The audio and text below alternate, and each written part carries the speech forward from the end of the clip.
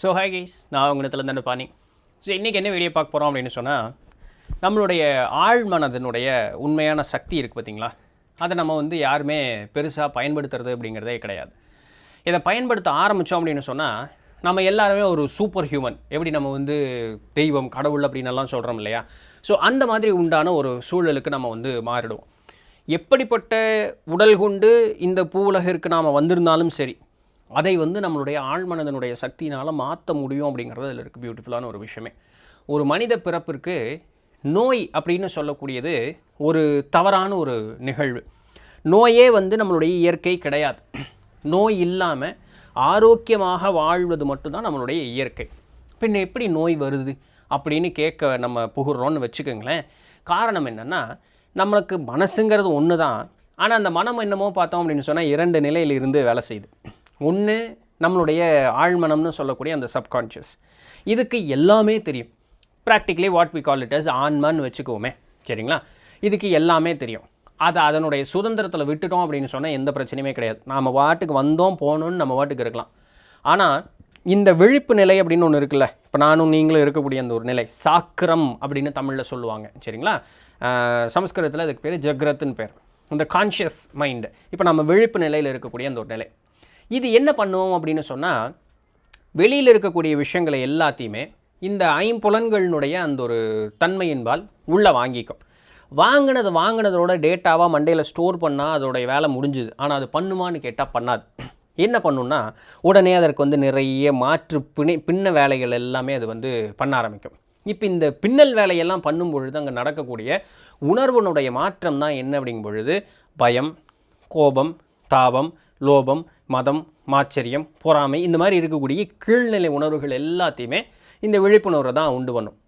மகிழ்ச்சி, இன்பம், ஒரு தாயுள்ளத்தோடு இருப்பது, நன்றி உணர்வோடு இருப்பது, இதெல்லாம் இந்த மாதிரி உயர் உணர்வுகள் எல்லாமே பார்த்தோன்னா நம்மளுடைய ஆழ்மனசோடது. ஆனால் வெளிப்புறமாக இருப்பது எதுன்னு கேட்கும்பொழுது நம்மளுடைய விழிப்பு நிலை தான். இவன் தான் எல்லா பிரச்சனைக்குமே காரணம். இப்போ இவனை என்ன தான் பண்ணுறது அப்படின்னு கேட்டால் ஒன்றும் பண்ண முடியாது. விழிப்பு நிலை இல்லை அப்படின்னு சொன்னால் நம்ம செத்து போயிட்டோன்னு வேறு சொல்லிடுவாங்க. அதனால் ஒன்றும் பண்ணுறக்கில்ல. அப்போ இவனை ஏதாவது ஒரு வகையில் டம்மி பண்ணிவிட்டு நம்மளுடைய உள்ளுணர்வு அப்படிங்கிறத தூண்டி விடணும். இதற்கு என்ன வழி அப்படின்னு கேட்குறக்கு புகுறோன்னு வச்சுக்கோங்களேன். தினமும் இரவு நேரத்தில் தூங்கும் பொழுதும் காலை பொழுதில் எழுந்த உடனேயும் நாம் செய்யக்கூடிய முதல் காரியம் எதாவது தான் இருக்கணும். அதாவது ஒரு நாளினுடைய முடிவினுடைய கடைசி காரியமும் ஒரு நாளினுடைய தொடக்கத்தினுடைய முதல் காரியமும் இதாக தான் இருக்கணும். என்னவாக இருக்கணும்? உங்களுக்கு என்ன வேணுமோ அந்த ஒரு காரியம், ஒரு வண்டி காரியம் கிடையாது, ஒரு காரியத்தின் மீது அந்த காரியம் நடக்கும் நேரம் வரைக்கும் அந்த ஒரே காரியத்தின் மீது முழு கவனத்தோடு இருப்பது மட்டுமே நீங்கள் செய்ய வேண்டிய ஒரே காரியம். ஒரு எடுத்துக்காட்டு சொல்கிற பாருங்கள். ராபர்ட் லூயிஸ் ஸ்டீவன்சன் அப்படின்னு சொல்லக்கூடிய ஒருத்தர் பார்த்தோம்னா, இந்த திகில் நாவலெல்லாம் எழுதக்கூடியவருங்க, சரிங்களா. இவர் என்ன பண்ணுவார், அவருடைய பேங்க் ஜாலியாக இருப்பாராம். அவருடைய பேங்க் பேலன்ஸ் காலியாக போகுதுங்கிற ஒரு சூழல் வரும்பொழுது உடனே என்ன பண்ணுவாராம், தினமும் இரவு நேரம் ஒரு படுக்கும் பொழுது இந்த சப்கான்ஷியஸ் மைண்டுக்கிட்ட சொல்லுவாராம். அதாவது அதை இந்த அண்ட சராசரத்தோடு ஒப்பிட்டதுக்கிட்ட சொல்லுவாராம். என்னென்னா, காலை பொழுதில் நான் எந்திரிக்கும் பொழுது எனக்கு நல்ல மக்கள் பயங்கரமாக ஆர்வமாக அந்த புக்கை மூடியே வைக்க முடியாதபடி பயங்கர ஆர்வமாக இருக்கிற மாதிரி கதைகளை எனக்கு நீ எல்லாத்தையும் சொல்லு அப்படின்னு சொல்லிவிட்டு அவர் படுத்து தூங்குவாராம். தினமும் ராத்திரி இது பண்ணுவார். ரொம்ப குறுகிய நாட்களுக்குள்ளாகவே அவருடைய மண்டைக்குள்ளே கதைகள் தானாக அப்படியே ஓட ஆரம்பிக்கும். அவர் என்ன சொல்கிறாருன்னா, நான் என்ன சும்மா அப்படி காப்பி அடிச்சுக்கிட்டு இருக்கேன், அவ்வளோதான். அங்கே அது தானாக உதிக்க அதை நான் எழுத்து ரூபத்தில் எழுதிக்கிட்டு இருக்கேன், அவ்வளோதான். அதெல்லாம் தானாக எனக்கு வரும் அப்படிங்க வராங்க. அந்த மாதிரி ஒரு நிகழ்வு ஒரு நிஜமான ஒரு மனிதனுடைய வாழ்க்கையில் நடந்திருக்கு. இது மட்டும் இல்லாமல் இந்த டாம் சாயர் அப்படின்னு சொல்லிட்டு கதை படிச்சிருக்கீங்களா? நான்லாம் படிச்சிருக்கேன், பள்ளிக்கூடம் படிக்கும்போது நான் டீட்டெயிலில் வரும். அதை எழுதின மார்க் ட்வெயின் அப்படின்னு சொல்லக்கூடியவர். அவர் சொல்கிறாரு, என்னுடைய ஆயுட்காலத்தில் நான் ஒரு நாளும் வேலை செஞ்சதே கிடையாது அப்படிங்கிறது ஒரு போல்டாக சொல்லக்கூடிய ஒரு வாக்கு. என்ன அப்படின்னு சொன்னால், நான் இரவு நேரம் தூங்கும் பொழுது எனக்கு என்ன வேணுமோ நான் அதை கேட்டுட்டு தூங்கிடுவேன். காலை பொழுதில் எந்திரிக்கும் போது எனக்கு என்ன இந்த நாள் எப்படி இருக்கணும், நான் எனக்கு என்ன வேணும்னு கேட்டது அதெல்லாம் பூர்ணமாக நடக்கிறதா நினச்சிட்டு தான் நான் எந்திரிப்பேன். எல்லாம் தானாக நடக்குது, எனக்கு எந்த வேலையுமே இல்லை, நான் ஒரு மெனக்கிட்டு ஒரு காரியத்தை செய்யணும்னு அவசியமே இல்லை அப்படின்னு சொல்லுவாராம். ஸோ இதெல்லாம் எப்படி அவர்களுடைய வாழ்க்கையில் நடக்குது அப்படின்னு கேட்கும் பொழுது, அவர்களுடைய அந்த ஒரு இப்படியே ஒரு தூக்கத்திற்கும் விழிப்பு நிலைக்கும் நடுவால் இருக்கக்கூடிய ஒரு நிலை. அதாவது நம்ம தியானத்தில் உட்கார்ந்தோன்னா ஒரு 5-10 நிமிஷம் கழித்து நம்ம அப்படியே மூச்சு ஓட்டம் அப்படியே குறையும். நம்ம ஒரு மாதிரி அப்படியே இருப்போம், அரை போதையில் அப்படி இருப்போம். அந்த நேரத்தில் நம்ம என்ன ஒரு எண்ணத்தை விதைக்கிறோமோ அந்த விதை வந்து முளையிட்டு பெரிய மரமாக விருட்சமாக வந்து வளர்ந்துடும். இந்த நுணுக்கத்தை அவர்கள் கைதெறிந்திருப்பார்கள். அப்போது ராத்திரி போய் இப்படி உட்கார்ந்தோன்னே சத்தம் ஜல்லல் போய் வேறு அமைதியாக இருக்க மாட்டேன், சாமி கும்பிட்றேன்னு தெரியாத சும்மா இருக்க மாட்டியா, நான் வந்து காலையில் பெரிய பணக்காரனாயிரும், காலையில் பணக்காரனாயிரும். அது இல்லை. உங்களுக்கு எந்த விதமான சத்தஞ்சல்லல் இல்லாமல் அமைதியாக இருக்கணும். உட்கார்ந்த உடனேயே நம்ம வந்து மௌன நிலைக்கு போகிறதுக்கு நம்ம போகநாதர் கிடையாது. அவருடைய 7000 அந்த குறிப்பு இருக்குது, அதனால தான் எக்ஸாம்பிள் சொன்னேன். உட்கார்ந்தோடனேயே டவால்னு அங்கே போக முடியாது. அதனால் அப்படியே கொஞ்சம் ஆஸ்வாசப்படுத்தி இப்படி இருக்கும்பொழுது ஒரு 5-10 நிமிஷம் ஆகும். அப்போ நம்ம அப்படியே அந்த ஒரு மாதிரி அப்படியே ஒரு உறக்க நிலைக்கும் விழிப்பு நிலைக்கும் நடுவால் அப்படி போவோம். எல்லாருனாலே முடியாது, ஒன்றும் பெரிய ஒரு கஷ்டமான ஒன்று காரியம் கிடையாது. அப்படியே போவோம். அந்த இடத்துல இருந்து உங்களுக்கு வேணுங்கக்கூடிய எண்ணத்தை இது பண்ணும் பொழுது கண்ட மேனிக்கு கற்பனை வராது. உங்களை வந்து நீங்கள் ஒரு கற்பனைக்குள்ளே நீங்கள் உண்டு பண்ணி அதற்குள்ளே ஒரு வாழ்க்கை வாழணுங்கக்கூடிய அவசியமே உங்களுக்கு இருக்காது. ஏன்னா அது அப்படியே ஒரு ஃப்ளோவாக அந்த ஓட்டம் அப்படி இருக்கும், மிகுந்த இலகுவாக இருக்கும். உங்களுடைய உடல் முழுக்க அதனோடு அப்படியே பயணிப்பது போலவே இருக்கும். ஒரு 5 நிமிஷம், ஒரு 10 நிமிஷம் அதனோட அப்படியே டைம் ஸ்பெண்ட் பண்ணிவிட்டு திருவருள் அப்படின்னு சொல்லிவிட்டு பேசாமல் நீங்கள் கையை தேய்ச்சி கண்ணது பண்ணிட்டு பேசாமல் கப்புன்னு படுத்து தூங்கிடுங்க. இதே வேலையை காலையில் பண்ணுங்கள். ஆனால் எந்திரிச்சு அதுக்கப்புறம் புலப்பாக்கறதுக்கு போயிருங்க, படுத்து தூங்கிடாதீங்க. சரிங்களா? ரொம்ப ரொம்ப ரொம்ப சீக்கிரமாகவே, எவ்வளோ சீக்கிரமாக நூல் குறிப்பில் கொடுத்ததன்படி செய்தவர்கள் வைராக்கியமாக செய்திருக்கிறார்கள். ஒரு நாள்லேயே வந்து அவர்கள் 5 முறை 10 முறை 20 முறை கூட இந்த ஒரு நிலைக்கு அவர் சென்று மீண்டுன்னு தொடர்ந்து செய்தத காரணத்தினால அதிகபட்ச காலமே ஒரே மாதத்துக்குள்ளே எல்லாத்தையும் மாற்றிட்டாங்க. அவங்களுடைய மொத்த வாழ்க்கையவே முழுக்க மாற்றிருக்காங்க. அதற்குண்டான நூற்குறிப்புகளை முன்னாடி நம்ம பார்த்துருக்கோம், இன்னும் நம்ம நிறைய பார்க்கவும் போகிறோம். இது எப்படி நடக்குது அப்படின்னு சொல்லி பார்க்கும்போது நம்மளுடைய மூளையிலேருந்து வேகஸ் நர்வ், VAGUS வேகஸ் நர்வ்னு ஒன்று இருக்குது. ப்ராக்டிக்கலாக வாட் வி கால் இட் சுழுமுனை நாடின்னு சொல்கிறதுன்னு வச்சுக்கோங்களேன். இந்த வேகஸ் நர்வ் என்ன பண்ணுன்னா இப்படி உள்ளேருந்து இப்படியே மூளை இந்த அப்படியே கீழே வரும்பொழுது இந்த தொண்டை பகுதி இங்கேருந்து கீழே டயஃப்ரேம் வரைக்கும் போகும்பொழுது அந்த வேகஸ் நர்வை சுற்றி வந்து ஒரு ஒரு மறைப்பு போல் இருக்குமா. இந்த மறைப்பு என்ன அப்படின்னு சொன்னால் வாலண்ட்ரி ஆக்ஷன்ஸ் எல்லாமே நடக்கக்கூடியது. நானாக பேசணும்னு நினச்சா மட்டும்தான் நான் பேசுவேன், இல்லையா? நான் பேச வேண்டாம்னு நினச்சா நான் பேச மாட்டேன். நான் கேட்க வேண்டாம்னு காதை அடைச்சிக்கலாம், என்னால் முடியும். கண் சிமிட்டணும்னு நினச்சா கண் சிமிட்டலாம். இந்த மாதிரி விஷயங்கள் இதெல்லாம் வாலண்ட்ரி நர்வஸ் சிஸ்டம். அதற்குண்டான ஒரு நிலை நம்ம டயஃப்ரேம் வரைக்கும் அது வேலை செய்யும்.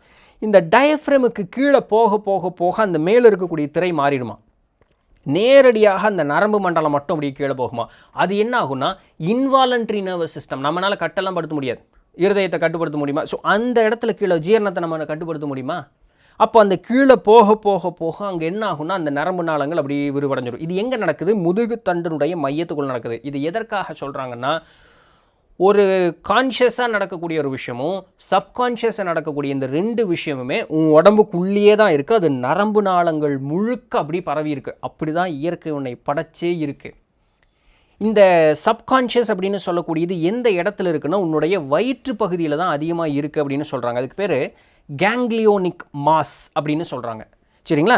இந்த involuntary system what we practically call it as subconscious memory அப்படின்னு சொல்லக்கூடியது நம்மளுடைய வயிற்று பகுதியில் தான் இருக்குது அப்படிங்கிறாங்க. அதனால தான் ஏதாவது உணர்வு மேலிடும்போது வயிற்று பகுதி ஒரு மாதிரி ஆகும் நமக்கு. அப்போது அந்த அமைதியாகி பேசாமல் அப்படியே அமைதியாக உட்காரும் பொழுது நான் ஏதாவது ஒரு எண்ணம் எண்ணும் பொழுது அந்த நேரடியாக சப்கான்ஷியஸ் மைண்டுக்கு போயிடும். இங்கே இருந்து என்ன ஒரு வேலை செய்யுதோ அது உடனடியாக எல்லா விதமான மாற்றத்தையும் நம்மளுடைய வாழ்க்கையிலையும் உடல்லையும் ஏற்படுத்தி கொடுக்க வல்லது. அதுதான் அங்கே இருக்கக்கூடிய பியூட்டிஃபுல்லான விஷயமே. பாருங்கள், 1917 வருஷம் நாட்டிலஸ் மார்ச் மாதம் 1917 வருஷம் மார்ச் மாதம் நாட்டிலஸ் அப்படின்னு வந்த ஒரு மேகசினில் வந்து ஒரு செய்தி.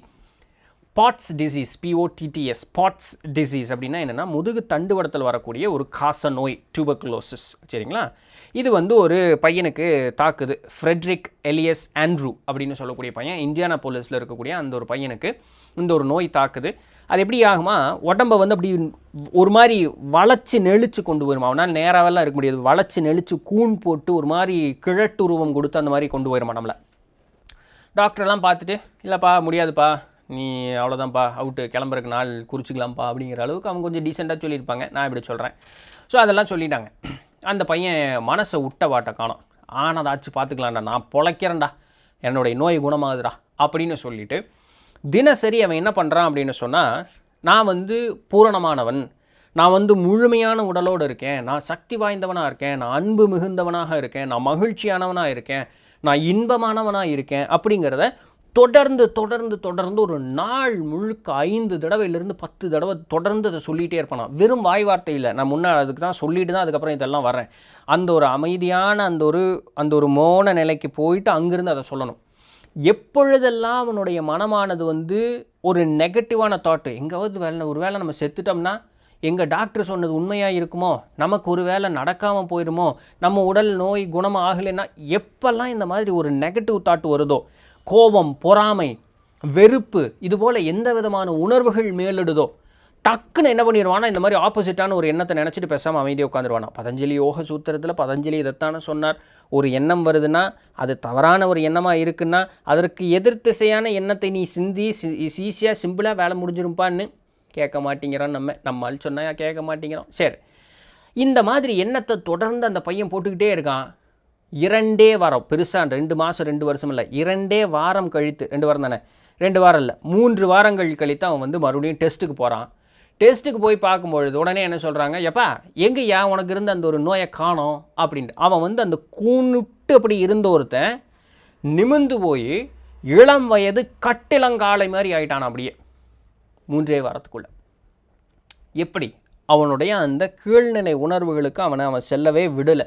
அவன் வந்து உயர்நிலை எண்ணங்களுக்கே அவனை வந்து தொடர்ந்து வச்சுக்கிட்டே இருந்த ஒரு காரணம் தான். இதே போல் ஒரு பையனுக்கு ஒரு ஆப்ரேஷன் பண்ண வேண்டிய ஒரு சூழல் கண்ணில். அவன் டாக்டர்லாம் சொல்லிட்டாங்க, இந்த பையனுக்கு பார்த்துக்கலாம்டா, ஆனதாச்சுடா, நான் ஜெயிச்சிட்டேன்டா, பார்த்துறேன்டா, நீ ஆப்ரேஷன்லாம் பண்ண மாட்டேன் அப்படின்னு சொல்லிவிட்டு என்ன பண்ணுறாரு, இந்த அமைதியான அந்த மௌன நிலைக்கு வந்து அமர்த்திட்டு அந்த ஆப்ரேஷன் அந்த கிளினிக்கு சினாரியோ அப்படியே கற்பனை பண்ணிவிட்டு முன்னாடி வந்து இவனுக்கு பார்த்து ஆப்ரேஷன் பண்ணணும்னு சொன்ன டாக்டரை வந்து அப்படியே கற்பனை பண்ணி முன்னாடி நிறுத்திட்டு அந்த டாக்டர் சொல்கிறார், ஆஹா இது ஒரு மெடிக்கல் மிராக்கிள் அப்படின்னு சொல்லக்கூடிய இந்த டயலாக்கு டாக்டர் சொல்கிறாரியா அப்படின்னு சொல்லக்கூடியதை அப்படியே கற்பனை பண்ணிவிட்டு தினமும் படுத்து தூங்கிடுறான். காலையில் எந்திரிக்கிறது இப்படி தான். நாள் ஒன்றுக்கும் இந்த 2 வேலை தான் அவன் பண்ணுறான். இதில் பியூட்டி அதுதான், இந்த 2 வேலை தான் பண்ணுறான். இவனும் 2-3 வாரம் கழித்து டாக்டர்கிட்ட போகிறான். டாக்டர் டெஸ்ட் பண்ணி பார்த்தா டாக்டர் அதே டைலாக் அடிக்கிறார், திஸ் இஸ் அ மிராக்கிள், எப்படா நடந்தது அப்படின்னு சொல்லி. அவன் என்ன சிந்தித்தானோ அதுவே அப்படி நடந்திருக்கு. அவன் சொல்கிறான் டாக்டர்கிட்ட, உங்களால் தான் டாக்டர் எல்லாமே நடந்தது, நீங்கள் தான் எனக்கு இந்த மாதிரி குணமாக்கி தந்ததாக நான் வந்து என்னுடைய ஆழ் மனசை நம்ப வச்சேன், அதனால் எனக்கு விஷயங்கள் எல்லாமே பூர்ணமாக நடந்துருச்சு அப்படின்னு சொல்லி. நம்ம ஊருக்காரனாக இருந்தால் அதுக்கும் பில்லு போட்டிருப்பானுங்க. சரி, அப்படி ஒன்றும் அவங்க பண்ணல, நல்ல டாக்டர் போல. அதனால் நம்மளுடைய நம்பிக்கை எந்த மாதிரி நம்பிக்கை? அசையாது இருக்கக்கூடிய நம்பிக்கை, ஆழமான நம்பிக்கை. இது நம்மை மாற்றும். நமக்கு வரக்கூடிய 99% நோய் மனதினுடைய நோய் தானே தவிர உடலினுடைய நோய் அல்ல. ஏன்னா இந்த பையன் யோசித்தது என்ன, என்னுடைய மனம்தான் இந்த கண்ணை உருவாக்கியது, என்னுடைய மனமே இந்த கண்ணை குணப்படுத்துவதற்குண்டான வித்தையும் தெரிஞ்சது தான், நான் அதை வச்சு குணப்படுத்திக்கிறேன், நீ ஒன்றும் தேவையில்லை அப்படின்னு சொல்லிவிட்டு அவன் போயிட்டான், பண்ணிட்டான். ஆனால் இந்த அளவுக்கு உறுதித்தன்மை நம்ம பூணும் பொழுது இந்த கீழ்நிலை உணர்வுகள் நமக்கு மேலிடாமல் மேல்நிலை உணர்வுகளுக்கு மட்டுமே தீனி போட்டு நான் நல்லா இருக்கேன், நான் ஆரோக்கியமாக இருக்கேன், நான் மகிழ்ச்சியுடையவனாக இருக்கேன், நான் ஆனந்தமாக இருக்கேன், நான் எல்லாத்தையும் மன்னிக்கக்கூடிய தன்மையோடு இருக்கேன், நான் வந்து நன்றி சொல்லக்கூடிய அந்த ஒரு இடத்துல இருக்கேன் அப்படின்னு சொல்லி அந்த உயர்நிலை உணர்வுகளை நம்ம மேலே கூட்டிக்கும் பொழுது இதை வந்து 4 தடவைக்கு நிறைய தடவை பண்ணும் பொழுது மிகுந்த குறுகிய காலத்திலேயே நம்மளுடைய உடல் நலம் மாறும். இப்போ உடல் நலம் மட்டும் இல்லை, நான் வீடியோவை ஆரம்பிக்கும் போதே என்ன சொன்னேன், பொருளாதார நிலையும் மாறுங்கிறதையும் நம்ம புரிஞ்சுக்கணும். இது ஒன்றும் நான் உங்களுக்கு கண்மூடித்தனமான ஒரு மேனிஃபெஸ்டேஷன் டெக்னிக்காக சொல்லலை. இது இந்த வழியில் பின்பற்றணும். நம்மளுடைய ஆழ்மனசுன்னு ஒன்று இருக்குது, ஆன்மான்னு ஒன்று இருக்குது, அதை தொடும் பொழுது நடக்கக்கூடிய மாற்றம். ஏன்னா எல்லாமே வந்து ஒரு வகையான சக்தி நிலைக்குள்ளே தான் இருக்கும். இந்த சக்தி நிலையை வந்து தட்டுவதற்கு அந்த சப்கான்ஷியஸ் மைண்டு தேவை. இந்த கான்ஷியஸ் மைண்ட்னால் அது முடியாது. அப்போ நம்ம அங்கே போவதற்கு தான் அந்த ஒரு அமைதியான அந்த நிலையில் அமர்வதற்குண்டான காரணம். அங்கிருந்து வேலை செய்யுது, கண்மூடித்தனமாக செய்யக்கூடிய அந்த ஒரு காரியம் இல்லை. இது இப்படி தான் வேலை செய்யுது, அது அப்படி வேலை செஞ்சால் தான் அது அப்படி வேலை செய்யும். முயற்சி செஞ்சு பாருங்கள், உங்களுடைய வாழ்க்கையை நன்முறையில் மாற்றிக்கங்க. ஸோ இதுதான் இன்றைக்கு உண்டான வீடியோ. பிடிச்சிருந்திருக்கும், இன்ஃபர்மேட்டிவ் வந்திருக்கும் அப்படின்னு நம்புகிறேன். நாளைக்கு வேறு ஏதோ ஒரு சுவாரஸ்யமான செய்தியில் சந்திப்போம். அது வரையும் தொடர்ந்து இணைந்திருங்கள். நான் உங்களிடத்தில் நன்றி, வணக்கம்.